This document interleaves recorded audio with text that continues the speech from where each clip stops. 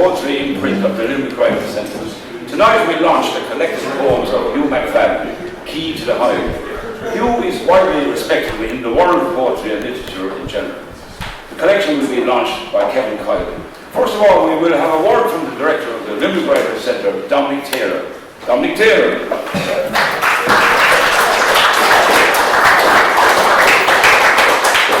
Thanks, Sam. And welcome, friends, writers, poetry lovers, and supporters of the arts.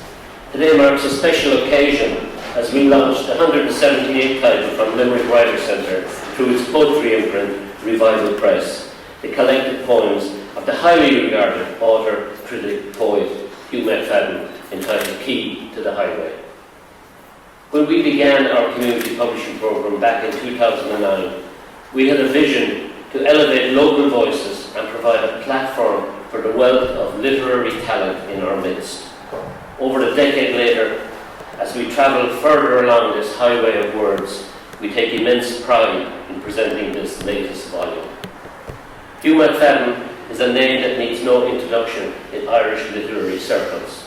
Born in Derry, but calling Dublin home since childhood, his poetry has graced the pages of renowned journals like Poetry Ireland Review, Ciphers, and the Stony Thursday book. His previous collections like Cities of Mirrors, Pieces of Time, Elegies and Epiphanies, and Empires of Shadow have cemented his place as one of our most accomplished poets. With Key to the Highway, we are treated to the full breadth of McFadden's poetic oeuvre, a culmination of a lifelong journey through language, observation, and the human experience. This book is a worthy companion to his celebrated selected prose, organic words, which we published just over 4 years ago. McFadden's words transcend the personal, invite us into a shared landscape of emotions, histories, and epiphanies.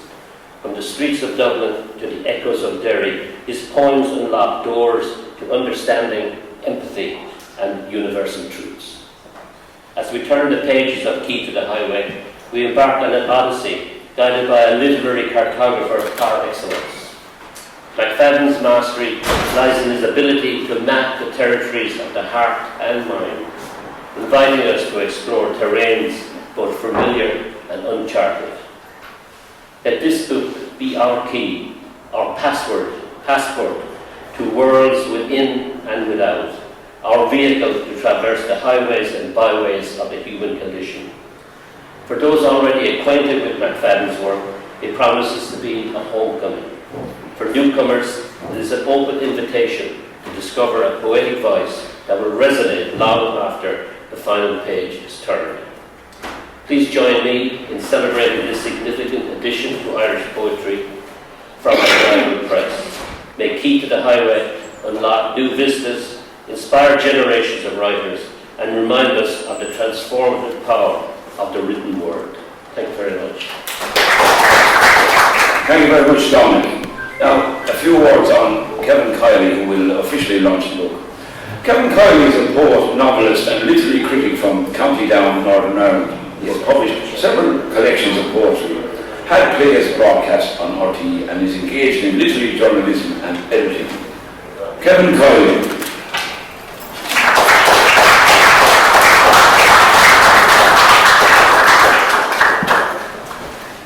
Thanks, Hugh. Okay. Look, it's my proud and humble duty to give me 20-25 minutes, and we can start a revolution in less than 20-25 minutes, couldn't we? There's a lot more people who could actually perform this launching, so I'm quite delighted to do this. 8 cars here. There's so many people. It's the fantastic thing about the poetry scene, which not just in Dublin, Limerick, Cork, Belfast, Derry. Derry's got St. Dino's. It's a very important thing, in fact, that you can move around these areas. I was at St. Dino's a couple of days ago. People read poems. We need more and more and more and more. I'm sure you've all had that dream fantasy. I have it a lot. Where the gables, of Limerick, Cork, everywhere, could have poems on them. Quite reasonable, poems on the streets, poems printed on the streets. I found this, came back on the train.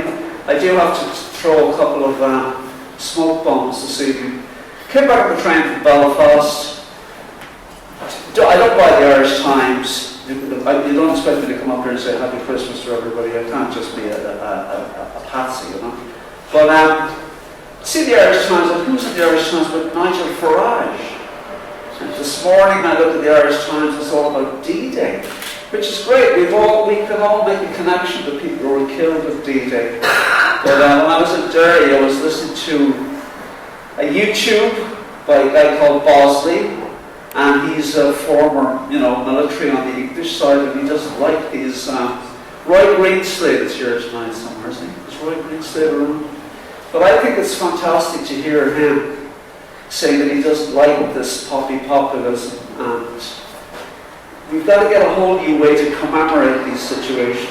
I found the Poetry Ireland. Hugh was very involved with John Jordan. I'm sure a lot of people remember John Jordan.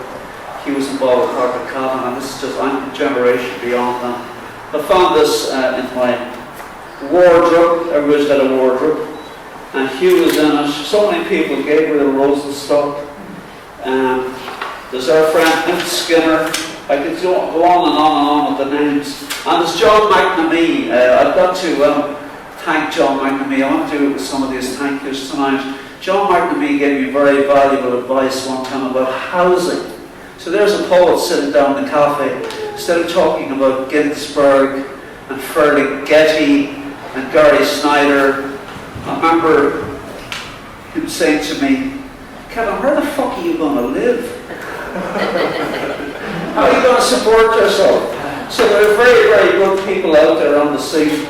I just want to, of course I read, I first, as they say, the colloquial term, ran into Hugh. It would have been through Books Ireland, and Books Ireland had a terrific war going on with all the different reviewers and reviewers of books. I love to read loads of reviews. I've reviewed for not quite the Limerick Leader, but Donegal Democrat, Irish Times, the way most people who get involved and get invited. Back to John Mulcahy in Hibernia. John Mulcahy had fantastic reviewing pages. If you were living in the 1890s, the 1990s, not the 1890s. But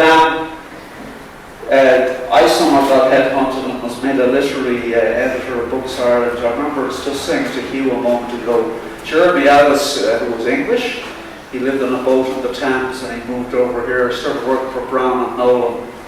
And he set up with Michael O'Brien and Seamus Cashman and all these people, set up Books Ireland in 1976. They're coming up to their 70th year, and 50th year, isn't it? But that's where I met Hugh and Fred Johnson and so many people. It's extraordinary that within the art scene, there's a social scene. It's almost like a club that has many houses and places.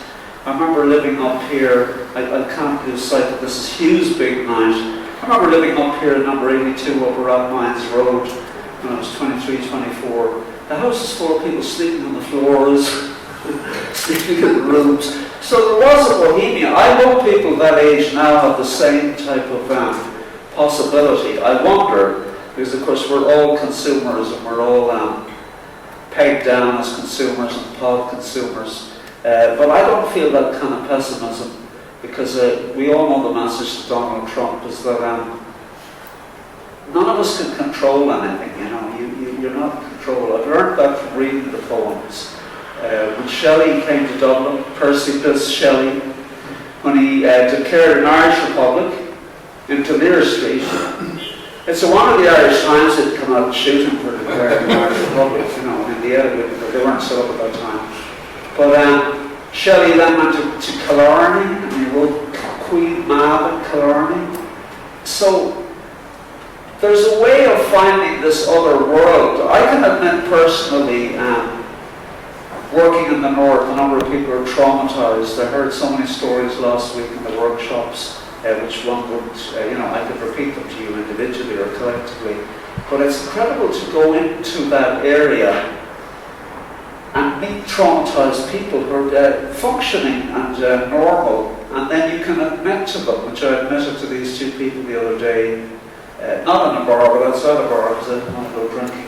I said, yeah, I feel completely depersonalized. And it's a psychiatric condition. I'm not looking for sympathy or anything. But one feels a state of depersonalization. And this is something that I have actually learned. That when you start reading some poems, it may not work for you, but it works for me. You somehow make a connection to, I'm not sure what the connection is, but you can make a connection to all sorts of different things. For instance, I remember reading only a few weeks ago, maybe 3 weeks ago, Shelley's Adonis, what do you want to call it? The one that Mick Jagger read out Hyde Park, remember, he read lots of the verses. But as you read them down, read them out loud, you somehow make this extraordinary connection. So it's not just that one is writing poems oneself. There's a tremendous phrase which you will know, I know tonight, Stefan Mallarmé. You know the way you get into arguments in the poetry scene. I remember saying to somebody, Stefan Mallarmé, and I wrote Don de poem, and they said, no, Kevin, you mean Stefan Grappelli? These fantastic fights go on all the time. But Mallarmé in one of his letters said that publishing your poems or having your poems published is a crisis and conspiracy between your silence and your public speech. It's a very, very good point. I was saying to Hugh that I found, I was in the breakdown BBC place. I don't like the BBC, I'm entitled to not like the BBC. I had an argument with a BBC woman in Belfast the other day. The BBC really needs to, I hope Roy Greenslade is here tonight. The BBC really, really needs to start treating people as adults.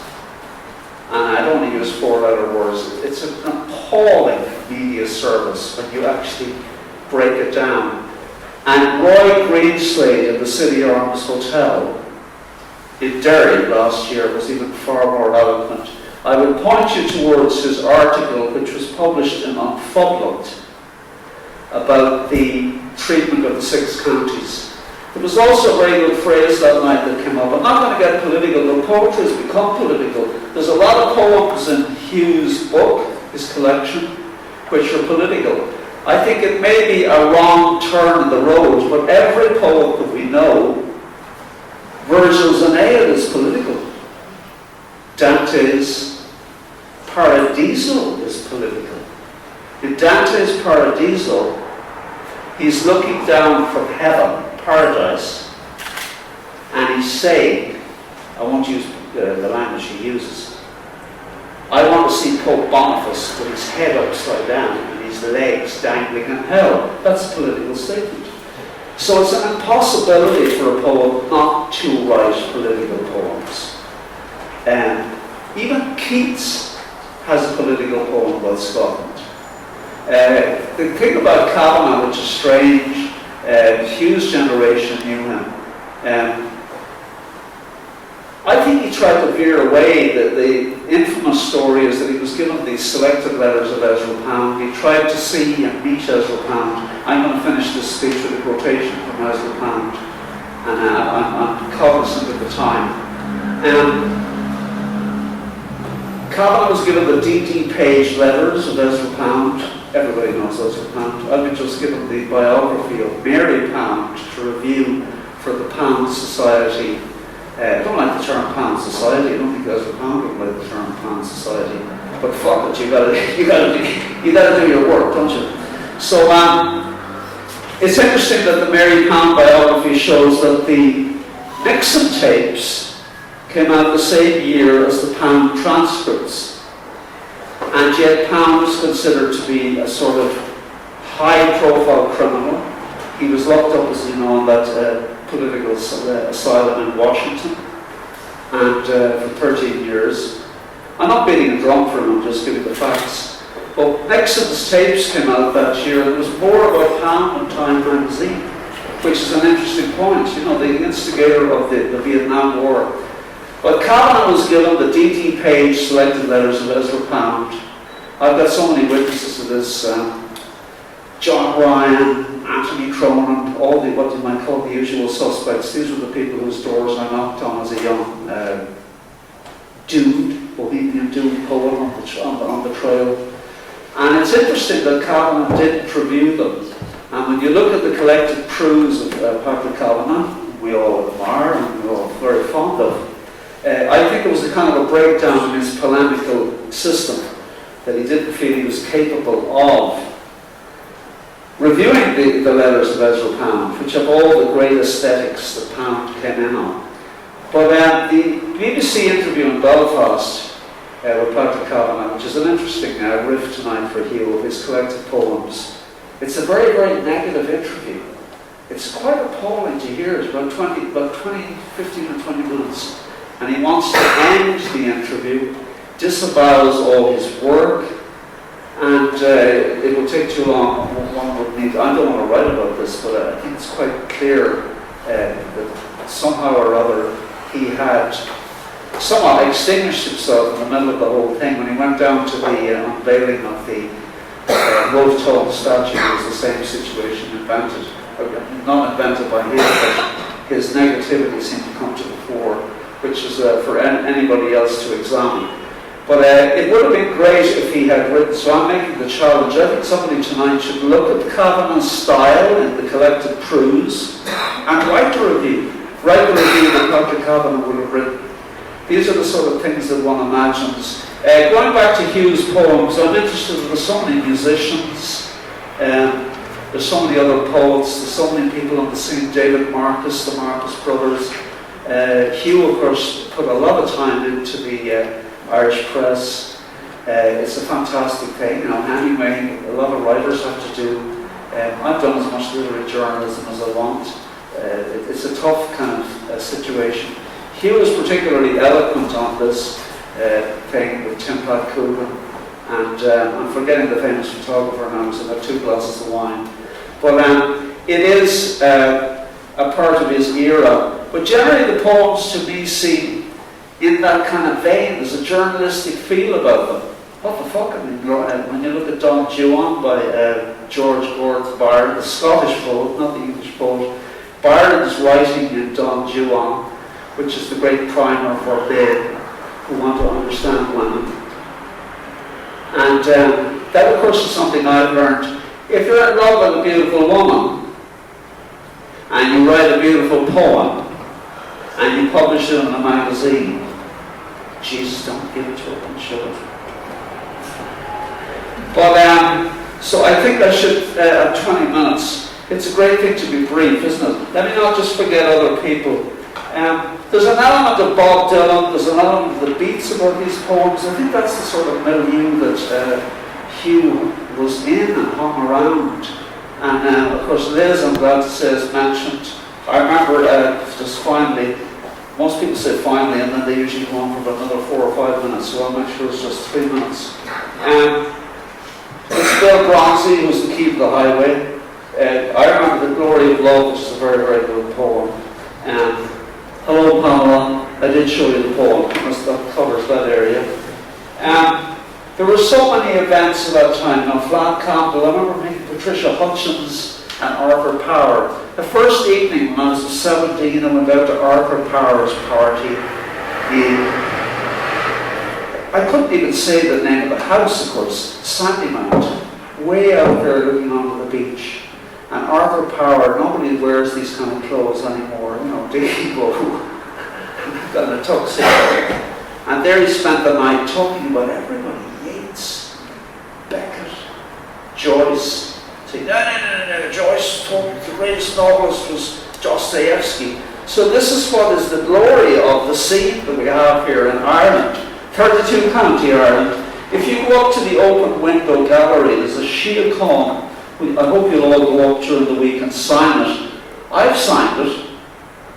And Deirdre Irvine is a dear friend of mine from way back in UCD. Deirdre said, oh Kevin, I hope you're not going to write anything subversive. So I said, no, I am. Shia Khan, you know what Shia Khan said this to me, Deirdre? The Good Friday Agreement, 1998, 32 county referendum. So London, if you want to keep the peace treaty of 1998, because Hugh and I have talked about this. I noticed going across the 6 counties, even at the workshops occasionally, somebody comes in, they stay behind afterwards, they're close to my age, and they say, yeah, I want to talk to you about stuff I was doing. And then you hear, oh my God, is this what you were doing? So let me just conclude with definitely going beyond the time. Pound in the cage in Pisa and arrested for treason. What thou lovest well remains, the rest is dross. What thou lovest well cannot be reft from thee. Tear down thy vanity. Thou art a beaten dog beneath the hail, a frozen magpie in a fitful sun, half black, half white, thou knowest not wing from tail. Pull down thy vanity, Pac-Man pull down. But it is not vanity, it is not vanity to have gathered from the air a live tradition, and from a fine old eye the unconquered flame, to have knocked with decency that a blunt might open. Here is all in the not done, all in the diffidence that faltered. So when you look at Hugh's book, you'll see that there was no diffidence. He didn't falter, and I hand you over to Hugh McFadden.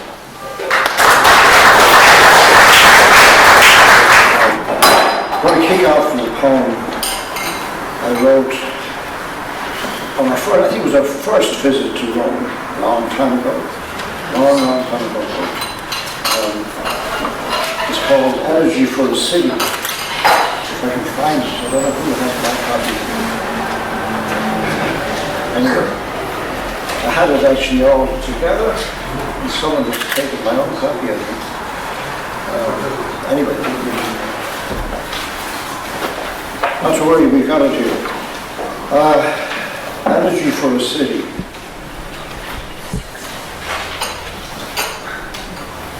Page 24.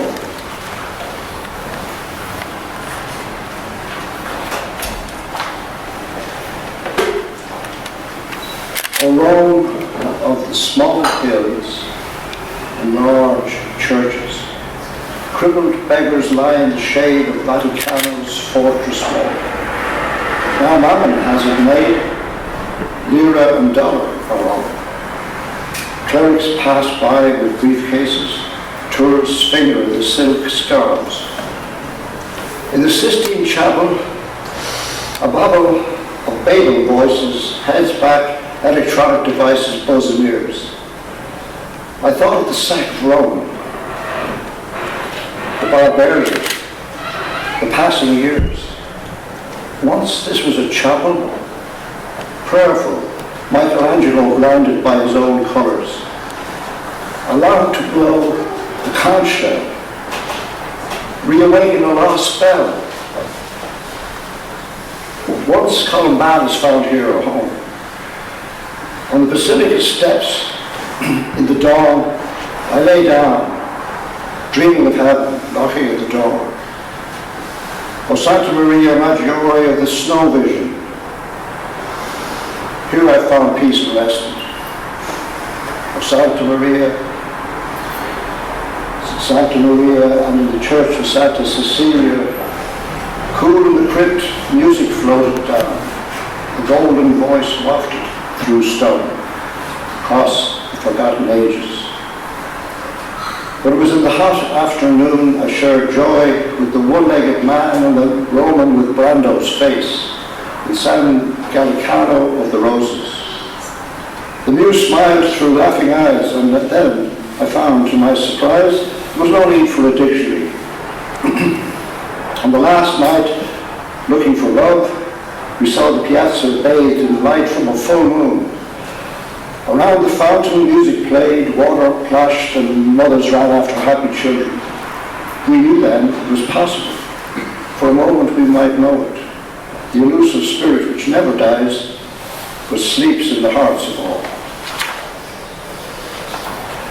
And on that trip we went to see the Anglican cemetery in Rome, where Keats laid the lives.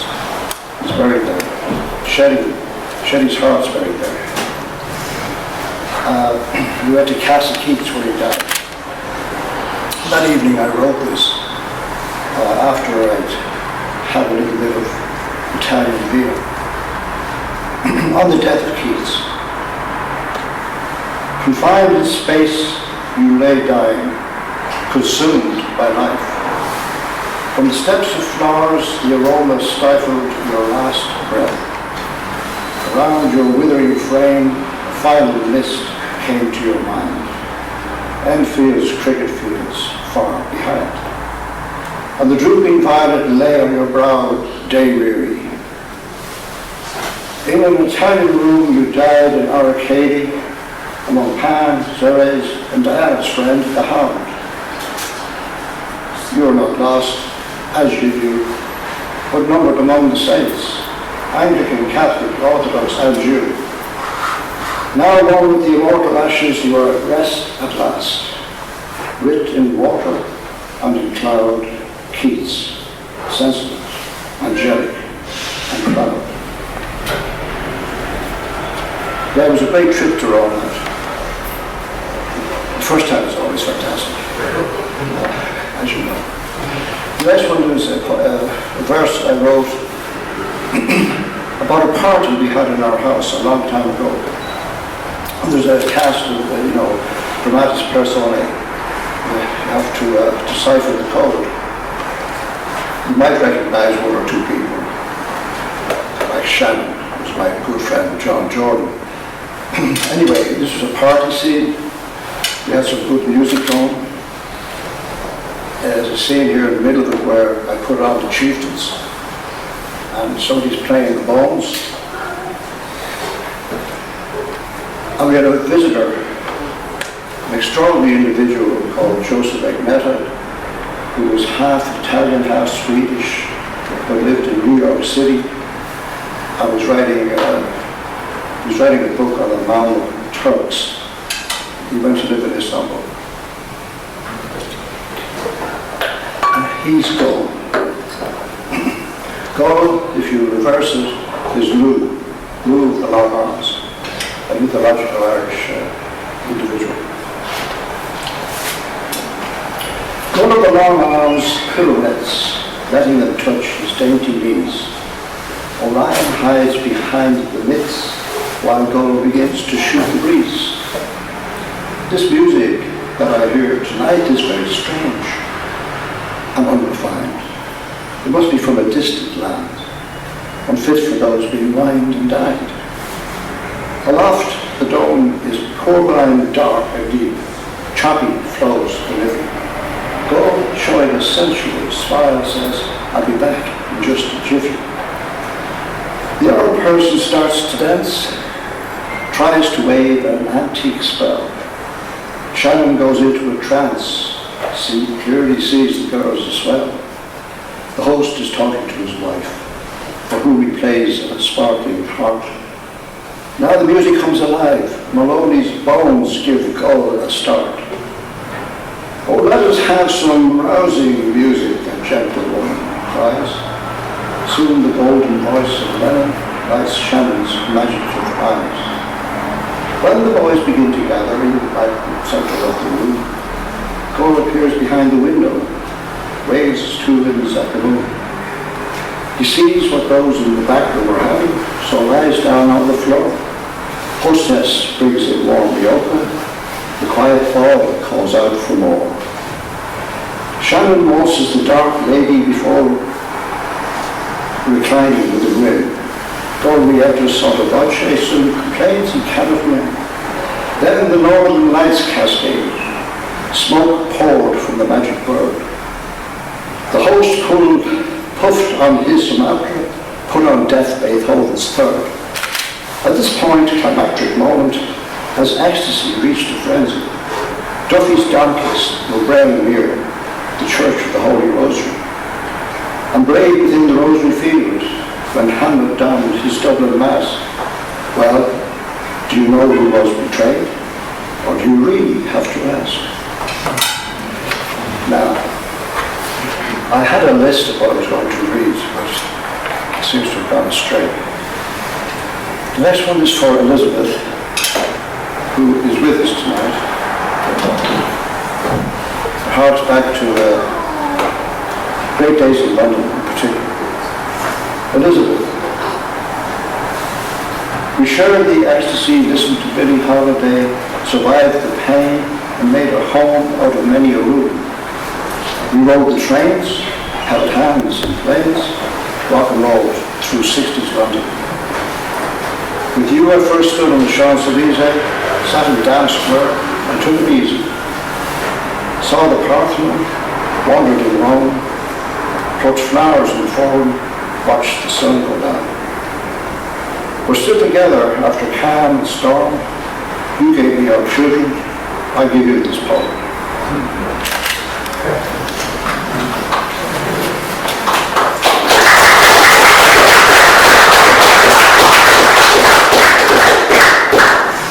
This next one is for a friend of a very good friend of mine who was my sort of literary mentor back in UCD way back. When UCD was in Thurs. So I can tell you it's quite a long time ago.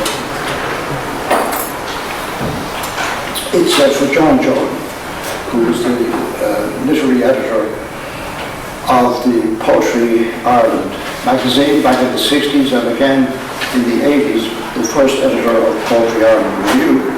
And he wasn't the first person to publish a poem of mine, but he encouraged me way back.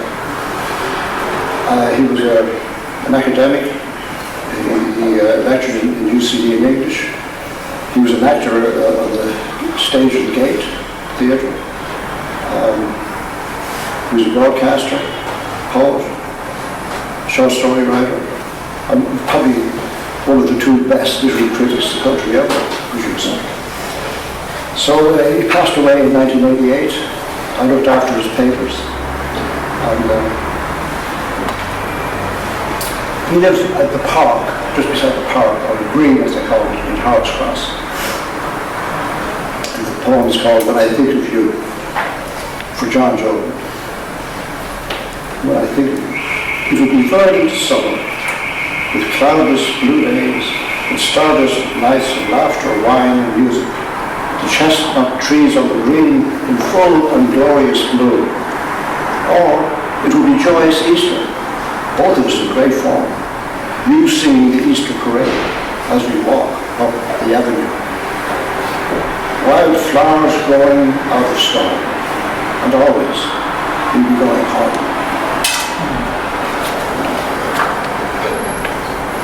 Next one's for memory of Michael Hartnett, the poet, the little poet, bilingual poet, the man who wrote A Farewell to English, and then engaged for years with the Irish language, and wrote quite a few volumes in Irish, and then went back to English with Inchicore haikus.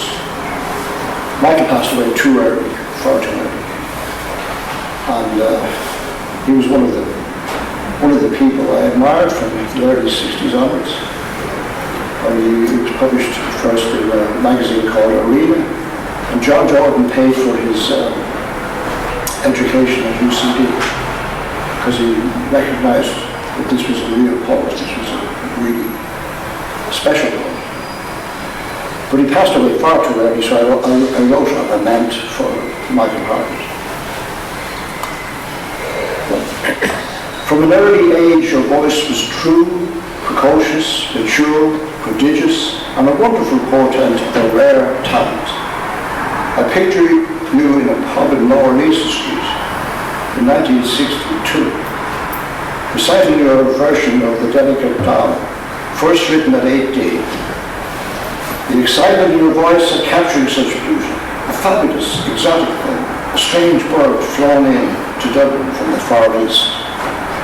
But you were from Limerick West, Crewe, and remained faithful to your own duties, the spirit of your own place, and the people who you vowed you would not see go down. Sadness steals over my soul like a wave of darkness moving over a lake or field as the sun goes behind a cloud. Sad seeing in darkness indeed. I hope your going wasn't lonely, and that the spirit of truth you honoured in poetry will grant you peace on the other side. This one is for Patrick Kavanagh. My first encounter with Patrick was not a happy one. He could be a bit cantankerous given the state of his health, which wasn't good in the 60s. But I got to know him a little bit better because when in somebody's house, where he had a flat upstairs, he used to spend a lot of time with Liz's first cousin, who had a flat downstairs. And my introduction to him was John Jordan actually introduced me to Patrick in The Baby. I had seen him in action in McDade's, of course, but I didn't dare approach him because he had a defensive mechanism in the pub. You know, you couldn't really get through to him in the pub. You needed to speak to us somewhere outside of that. And I got to know him a little bit before he died. And he got on well because he found out I was doing a thesis on George Russell and A. Frederick Yates. And Russell was the first person to publish Patrick Kavanagh in one of his magazines way, way back. So I went up to Inniskeen for the centenary, and it's a lovely village. And I wrote this little bridge, a river bridge, and in Inniskeen, and this one's called Below the Bridge. The sun had warmed the wooden seat for me on the bank of the River Fane, situated below the old stone bridge at Inniskeen. And as I write this verse out, Patrick Kavanagh, I think of you sitting below the bridge at Baggot Street on the bank of the Grand Canal, one warm and sunny summer's day, sometime in the middle 60s. Perhaps the year was 64 or 6. Anyway, you sat there then, as tranquil as any would have ever been. Although, of course, you said yourself, you messaged no message at all. Only simple joy at nature's beauty, and by God's grace, peace at its heart. As I write this, the sound of the water when it rushes over the flashing stones, rippling and breaking in the clear daylight, mingles with the strains of music drifting on the air near your own centre, as a white butterfly flits by the brown river, its lush green bank all overgrown. My heart's spirit lifts with the rising day all the cares of the city far away. Yes, he was two different people in the pub outside the pub. And he hadn't got it easy. He had only one run. When he came to Dublin, he was known by people like Anthony Cronin as the tea and bun man. But he discovered whiskey. And then things changed over the next number of years. This one is for Ronnie Drew, whom I knew slightly. Ronnie's wife was a great friend of Liz's cousin, first cousin. So I knew Ronnie at times, you know. I could tell you one or two things about that, but not at the time. So I'll read the poem instead. It's called Stand on the Street. In memoriam, Ronnie Drew. When Sackville Street was ransacked by local scumbags or gurriers, native villains, red, white and blue jackeens, untrue dubs, who stuffed their sacks and bags with loot and scarper down O'Connell Street, where Big Jim Larkin, fiery agitator, would-be liberator, after the great cloaked Dan, with his wounded angels, raised aloft his arms In supplication, get up off your knees, stand on your own feet. The long-lost chief, Charles Stuart Parnell, at the rotunda, pointing his finger at the hospital where the women lie in. No man has the right to fix the boundary of elevation.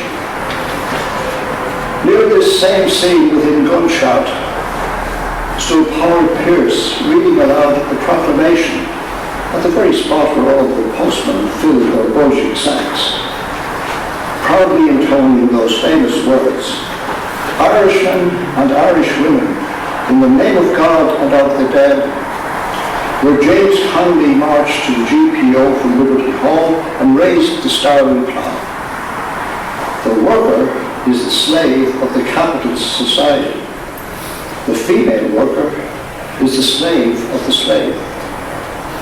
Only a stone's throw away in space-time, W.B. Yeats stood and declared, "You have disgraced yourselves again." And again, in 66, shots rang out sharply on rooftops once looked down on by stony-faced Admiral Nelson. "It's not beautiful," said Senator Yeats. "Grey brick upon brick," wrote Louis Magnus, Nelson's pillar. Rude reminder of the power of an empire, its former glory, and Horatio Nelson's victory at Trafalgar. "Kiss me, Harvey," Nelson's pillar, Joyce's Omphales, Phallic Standing Stone, and Naval, Anne Olivia's tight belly button, tight in the centre of the hunting ground, pricking the summit, a peak on a plinth, a towering spire, piercing the lowering Hibernian. Ripe pears, apples, and juicy oranges. Round the corner stood Jasper Joyce, leaning on a stick at the heart of his own metropolis, paring his nails while the almonds, all the shawlies hawked their fruit and wares. Apples and oranges, and ripe juicy pears. Then the Dubliners, in all the effrontery and high drollery, sang out their ballads.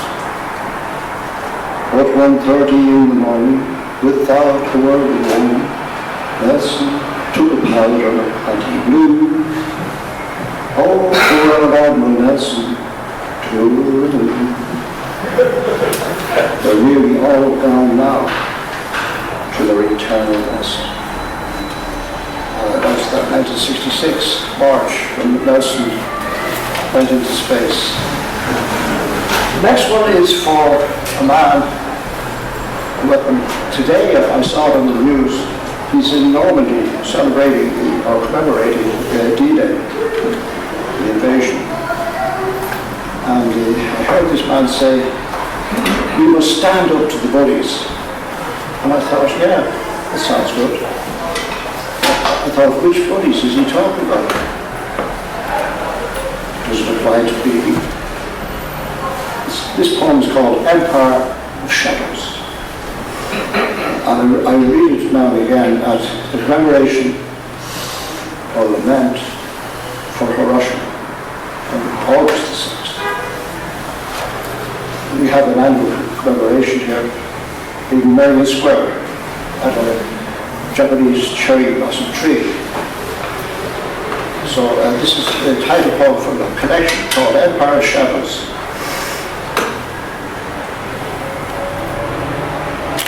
For Genocide Joe. When the great hammer blow descended, it came suddenly, right out of the blue, unexpected, out of a clear blue sky. On the ground, moments before the blast, there was a calm, sunny Monday morning. Those closest to the blast died instantly. Their bodies turned crisp black charcoal. Nearby, birds burst into flame in midair, and combustible materials like paper or skin ignited instantly, as far away as 6,000 feet from the epicenter or ground zero. The white light acted as a huge flashbulb, burning the dark patterns of clothing on skin and shadows of bodies onto walls. Survivors outdoors, close to the blast, described a literally blinding light combined with an enormous wave of heat. The city was hidden by that awful cloud, boiling up, mushrooming, terrible. 60 years after that cataclysm, someone in power wrote the following: "The war on terror involves enemies hidden among us who hate our values, who will use any weapons against us in the age of postmodern irony."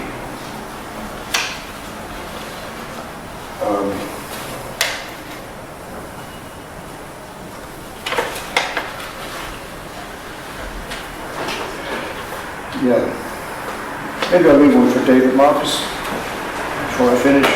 David was the literary editor of the Irish Press. He encouraged so many writers, so many young writers, by publishing in what's called New Irish Writing. He used to have 2 broadsheet pages at one time in that paper. And David eventually passed away, and I attended his funeral at Montreal. There was something slightly incongruous about the setting for your last farewell. Mount Jerome's Victorian chapel, with all those memorial tablets on the walls for the relics of empire, Major this and Captain this or that. The cemetery, though, was apt enough, with all its Victorian decay. Near the entrance was the grave of Wilde, Père of Martyr, missing his famous son Oscar, lost forever in Père Lachaise. Not far away were the bones of John Synge, who, quote, lived with sunshine and the moon's delight. That inquiring man, wrote Willie Yeats. Here too the bones of Jack B. Yeats, the artist, visionary as a poet. Nearby were the remains of many friends, James Plunkett, O'Deron and John Jordan. You knew them all, David, read all their work. After Mozart's piano sonata 16 and a Schubert impromptu, some verses from Ecclesiastes. To everything there is a season. The curtain closed slowly on your coffin, and the congregation sang out, "The thanks." How oft do my thoughts in their fancy take flight. Then after 84 years you were gone. Outside, living friends murmured words of praise. He was Edwardian, a gentleman. How you would have smiled at that, or pleased. A pair of plumed horses, suitably black, drew an empty hearse down the avenue, leaving the shades of the dead to rest. It's not quite what I intended to read, however. I'd like to finish with a couple of poems about a cherry tree. We have one in our back garden, and it really turns me on when it blossoms in around about late April. It used to be early May, but nowadays it's April. Climate change.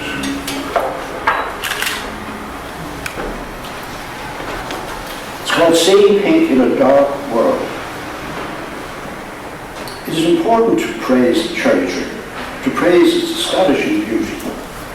Too long have I gazed at all that is ugly, the arrogant pride of man, his vanity.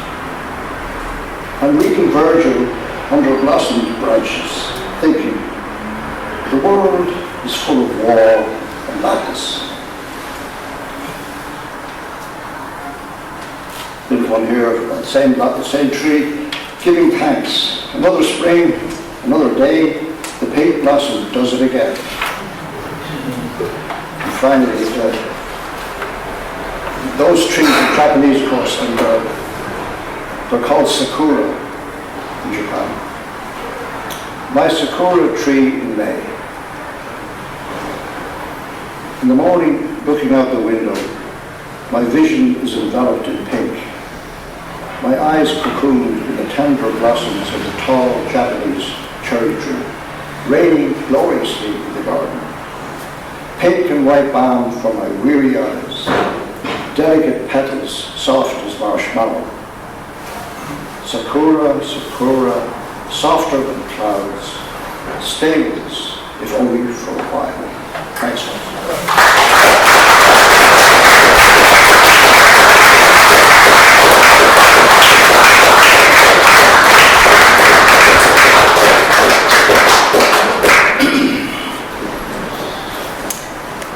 Thank you very much, Hugh McFadden.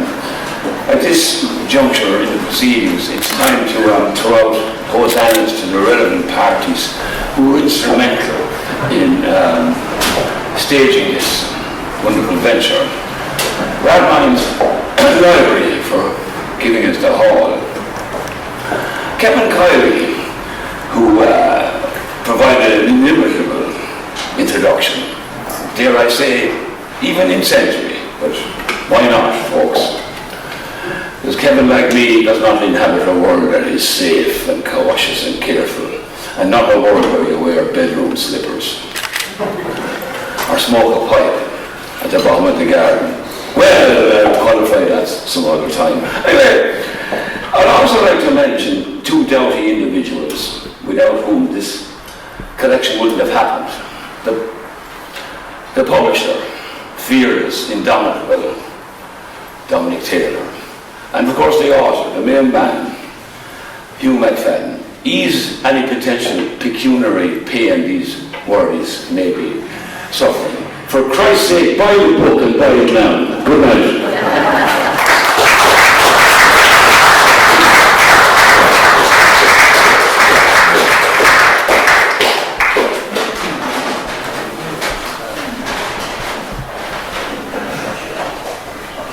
Here's a piece of political theatre. A long time ago, when things were getting very interesting, too interesting in this country. It would have been about, I don't know, would have been the very early 70s. I called into an office of a certain political party. It was a very small party then. It really was quite small. It's now a fairly large party. And I met a man there who shall be nameless, but this thing is called Adventures in Movie Land. It was Bugs Bunny who asked me would I go on active service. That was a Mickey Mouse idea.